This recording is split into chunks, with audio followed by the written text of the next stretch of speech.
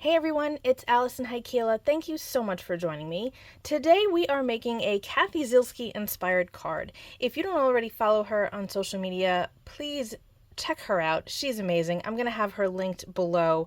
She is definitely one of my favorite people in the industry.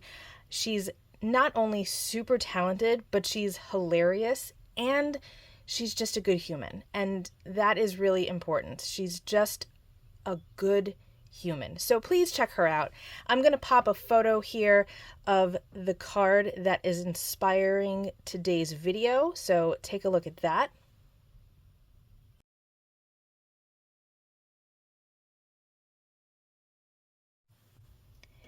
And let me walk you through what we're going to be using. Of course, we had to use some type of CZ design product in today's card. So I've got this thank you.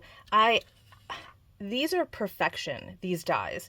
I love the font so much. I like that part of it is in italics. I love how clean it is. I love the size. Seriously, my favorite word dies come from Cathy Zielske. In addition, we have the Messy Harlequin stencil from A Colorful Life Designs. This is an older one, but I love it, especially because it's messy. And then I have the Shaker Heart dies. These are from Poppy, and we're not going to be using both of them. We're just going to be using the large one. I'm not sure if this is still available. If it is, I will link this as well as everything else below in my description box. Make sure that you just expand the box to see all of the links. But use whatever shape you want. It doesn't have to be a heart. I just kind of felt like using a heart, which is not very characteristic of Alison, but we're going to do it anyway. And then I've got some distress inks. We're going to do a little ink smushing. I have Carved Pumpkin, Mustard Seed, Kitsch Flamingo, and Picked Raspberry. So to get started, I'm going to move these suckers off to the side, and I have a piece of smooth Bristol cardstock from Strathmore already cut down to 4 by 5 1/4. And now we're going to just add our ink to the glass mat. It's a little tough to see on black. Guys, I've been seeing a lot of folks using gray glass mats lately and white ones, and while I truly adore my Tim Holtz glass mat, I'm considering maybe one day getting like a white one, because I feel like sometimes it's tricky for you, the viewers, and even me as I'm crafting, to see certain things. For this, it doesn't really matter because I'm smushing and I'm not so controlling that I need to see where everything is, but it might be beneficial. I don't know. What do you guys think? To go white or to stay black? I don't think I want gray, simply because it will then alter the colors. I'm spraying this with some water. I don't want it to alter the colors if I'm doing any color mixing, which could happen. So, I don't know. It's something I'm thinking about. Look at that already. Now, you could do this in a more controlled fashion if you want to, by taking a piece of acetate and putting the ink on there, and then you can kind of determine where you want your colors to go. But like I said, it's just not that important to me. I don't mind not being in control with this because I have too many other things that I need to control in life. And this is just me having a good time playing. Look at that. I like that. I like it a lot. Plenty of color going on here. Gonna try to get rid of that white spot. It's a little glaring. That's better. I think that looks pretty good. We're going to dry this down off camera. You don't need to watch me do that. And then we will continue with the card.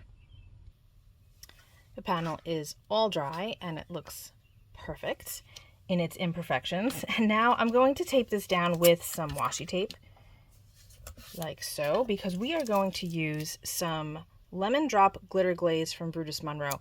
This is probably no longer available. It seems that they kind of come out with a color and then it's gone, and come out with another set of colors and they're gone.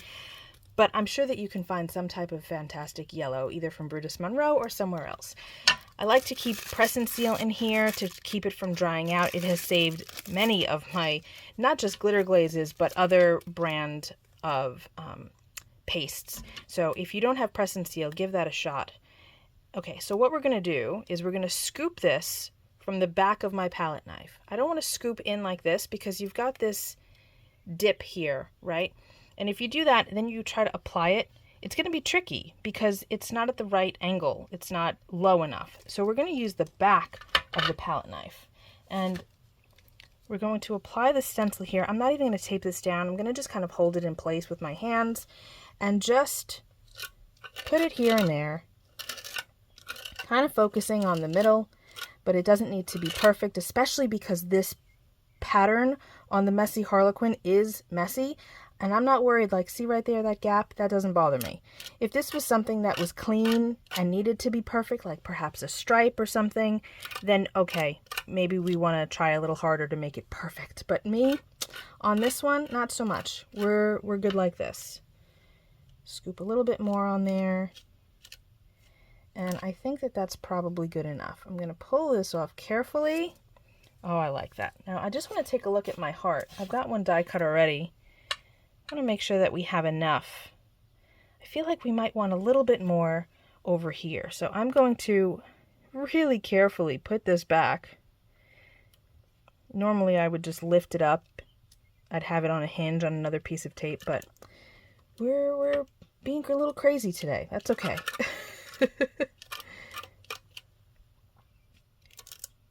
Okay, I think that this is better now. Lift that up. Perfect. Loving this. Okay, so I'm going to clean this off with my palette knife a little bit, and then I'm going to dump it right into a basin of water. I always keep a basin of water in my studio space. I don't have a sink where I am, unfortunately, and I don't want this glaze to dry on my stencil. So now it has been put into the basin, and I can clean it off properly in a little while. And honestly, having the basin is really great because it kind of does the work for me. I don't need to run it underwater for a few minutes and waste all of that water. The basin will kind of just take care of it, and I'll be able to just kind of brush away the excess paste, and it'll be good. Okay, so now is the tricky part, you guys. We have to wait. We have to wait for this to dry, and that is always the hardest part. So I think that I'm going to go and... Oh, it's almost time for Cathy Zielske to go live on YouTube right now. So I'm going to go and have some lunch and watch her, and hopefully by the time she's done, this will be dry and we can move on to the next step. Our panel is all totally dry and super glittery. Look at how fantastic that looks. Oh, I just love it. And I'm not really a yellow person, but this yellow is just gorgeous.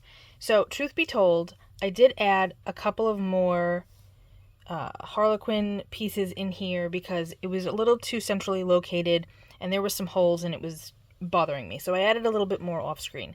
In addition, you can see that I did some die cutting. So I've got my word dies done in white cardstock, and then I did my shadow layer with this pink paper. Do you guys remember Provo Craft? Do you remember those big stacks of paper that they would sell? This is not cardstock, you guys. This is just paper. So it's a little too thin for having it as a die cut base, especially when there's this type of texture here. So I used the paper and then I cut it again with white in the same cardstock we're using for the whole thing. And that's going to be there with our heart. And we're going to glue it all together and it's going to look amazing. And then we'll decide what color we're going to use on our card base, if any. I know I said if any. Who knows? We could be, you know, being a little crazy and I'll leave my card base white. We'll see what happens. I don't know yet.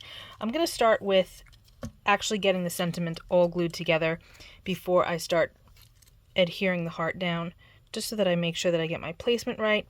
I have my Barely Arts glue, and we're just going to make quick work of this task. Line this up. These are so easy to line up because they're kind of blocky. They're not finicky or anything. Perfect. And now we have the thank you. I love that these words are all connected. I'm not a huge fan of when the dies have each letter individual. I have a couple like that, but it's not my preference unless I'm actually just using alphabet dies and I'm making my own words. So I really love that these are all connected. And they're still so clean looking. Okay, there goes the thank.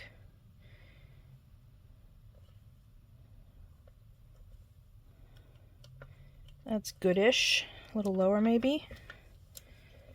Yeah, okay. And now we have the U.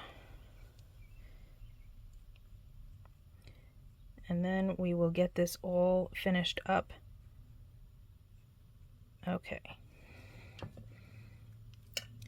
Placing that down. Again, a little high. That's because I'm trying to rush through this part. I was going to do it off camera, but I said, no, you know what? I should just leave it.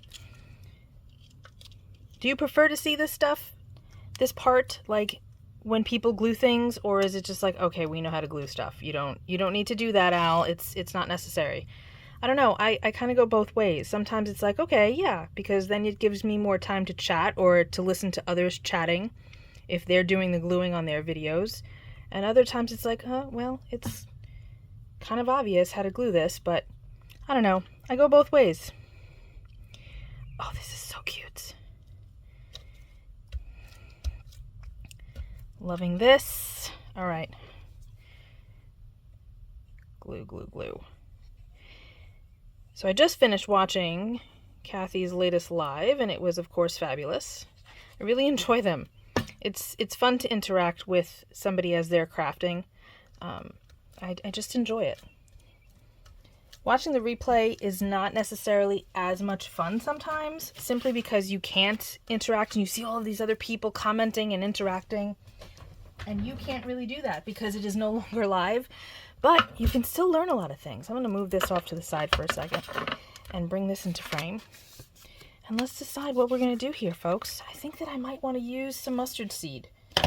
What do we think? I feel like it needs it. I think we do. I'm going to close up my glue so that it doesn't clog. And I need my yellow brush, which is missing. Here it is. Okay. Yellow brush. Do we want to double check first? Usually I double check. Let's just do that. Make sure, and then we can, yeah. You can really go either way. I think it looks, I do actually really like it with the white, because we've got white in, you know, on the heart and in the thank you. Maybe just a little bit. Can I do just a little bit? I don't know. We'll see. Maybe just some in the corners.